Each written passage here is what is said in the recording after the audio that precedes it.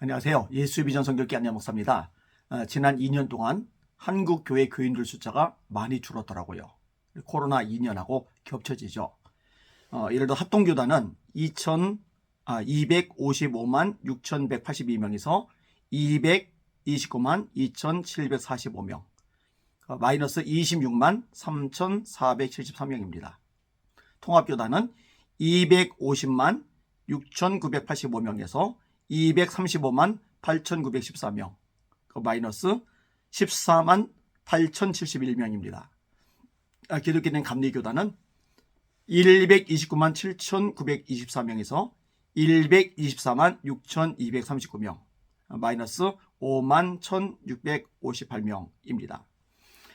이런 식으로 요 몇몇 교단들만 따질 경우에도 거의 50만 명에 육박한 교인들이 이 교회에서 빠져나가 버린 거예요. 참 가슴 아픈 일이죠. 코로나19하고도 직결됩니다. 코로나19로 모이는 것에 대해서 우려를 느꼈잖아요. 그래서 알아서 빠진 사람들도 많았잖아요. 그런데요, 그게 다는 아닙니다. 사실은 한국 교계 지도자들이 책임을 져야 됩니다. 또 정부 권력에, 정치 권력에 굴복한 교회 지도자들이 책임을 져야 됩니다. 그동안에 우리는요, 예배에 목숨을 걸라고 가르쳐 왔습니다. 신앙은 타협하면 안 된다고 가르쳐 왔습니다. 신사참배로 한국교회가 어려움을 겪었잖아요. 사실 이때도 가르친 것하고 다르게 무릎을 꿇었던 목회자들이 많아요. 무릎을 꿇었던 교회 중직자들이 많아요.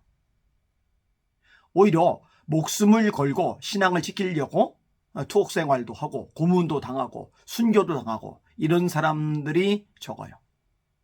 근데 그들이 정말 잘한 거죠. 그들이 정말 귀한 거죠. 근데 이 코로나19를 겪으면서 비슷한 일이 또 발생을 한 거예요. 목숨을 걸고 예배를 사수하려고 싸웠던 목회자들은 소수인 거예요. 목숨을 걸고 예배를 지키려고 싸웠던 중직자들은 소수인 거예요.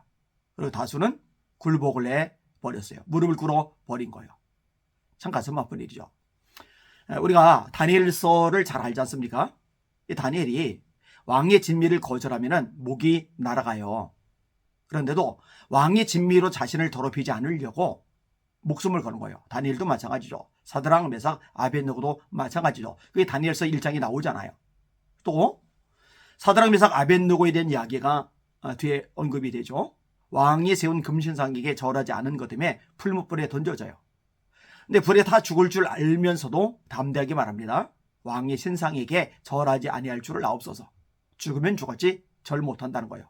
죽으면 죽었지 굴복하지 못한다는 거예요. 왜냐? 신앙은 자신의 목숨보다 귀한 것이기 때문에. 이거는 다니엘도 마찬가지입니까? 다니엘 6장이 나오잖아요. 왕의 도장이 찍혔어요. 하나님께 기도를 하면 사자굴에 던져줘서 사자밥이 돼요. 이 도장이 찍힌 것을 빤히 알고도 예루살렘 쪽 창문 열어놓고 하루에 3번씩 전에 하던 대로 기도하고 감사하잖아요. 아니 30일 동안만 창문을 닫고 기도하면 돼요.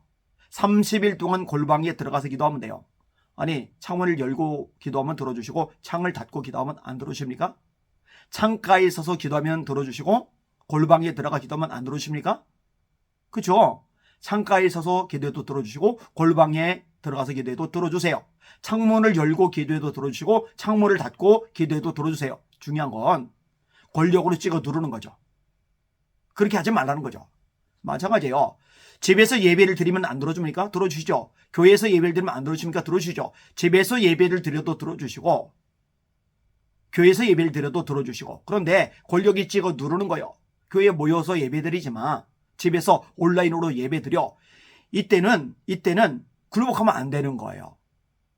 내가 30일간만 창문 닫고 골방에서 기도하고 그 다음에 부경화 누리자 이게 아니라 내가 창을 닫고 골방에 기도할 바에는 창문 열고 대놓고 기도하다가 차라리 죽고 말지. 이러니 하나님이 기뻐하시는 것이고 사자의 입을 틀어 막으시는 것이고 사자의 발톱을 움켜 주시는 거예요. 다니엘을 해하지 못하게 만드시는 거예요. 다니엘이 더 높아지게 만드시는 거예요. 만약에 코로나19로 방역 독재를 할 때 교계 지도자들이 또 목사님들이 교회 중직자들이 목숨을 걸고 교회에서 예배를 드려도 들으시고 가정에서 예배를 드려도 들으시겠지만 우리는 정치 권력의 명령에 따라서 그렇게 비대면 예배 못 드린다. 우리는 목숨 걸고 예배 드릴 거다. 그랬으면요 하나님이 다니엘 사자의 발톱과 이빨에서 건져내셨듯이 우리 교회를, 한국교회를요, 이 원수마귀의 이빨과 발톱에서 건져내셨을 겁니다. 오히려 교회는 더 강력해졌을 겁니다. 더 영적으로 무장했을 겁니다. 더 성령으로 충만했을 겁니다. 그리고요, 사실 구원받는 영혼들이 많아지는 거는요, 상황, 처지, 현실에 따라 달린 게 아니에요. 핍박이 심했잖아요. 사도들의 성도들이 도망갔잖아요. 당장 잠잘 방이 없잖아요. 당장 먹고 살 직장이 없잖아요. 낯선 땅에 던져졌잖아요. 그런데 그때 나오는 말이 뭐예요? 주의 손이 함께 하심에 허다한 무리가 믿고 죽게 더하더라. 주의 손이 함께 하심에 허다한 무리가 믿고 죽게 더하더라. 빼진 게 아니라 더해진 거예요. 분명히 핍박이 심한데 너무너무 신앙생활이 고달픈데 숫자가 더해진 거예요. 누가 더해지게 하셨어요? 하나님이 더해지게 하신 거죠. 지난 2년 동안에 한국교회가 목숨 걸고 예배를 드림으로 하나님을 향한 사랑이 권력이 된 굴복보다 더 강렬하다는 것을 하나님 앞에서 증명하였다면요, 하나님께서 한국교회에 더 부흥케 하셨을 것입니다. 저는 확신합니다. 지금이라도 회개해야 됩니다.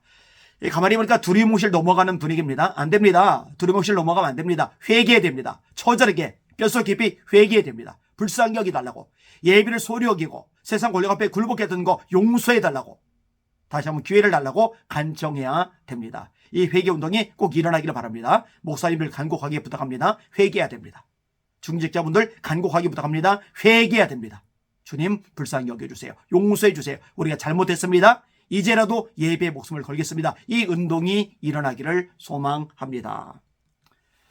세상이 어떻든, 시대가 어떻든, 역사가 어떻든, 문화가 어떻든, 환경이 어떻든, 지지고 볶든 말든 여전히 역사 마물 세상 나라의 진짜 이주는 하나님이시고, 그 하나님이 우리 아버지이심을 기억하면서 강하고 담대하게 말씀을 지켜나가는, 이 믿음, 신앙을 지켜나가는 우리 모두가 되었으면 합니다. 그때 주님이 역사하실 줄 믿습니다. 날마다 주님 바라보고 주님의 이름으로 전진하며 승리합시다. 할렐루야.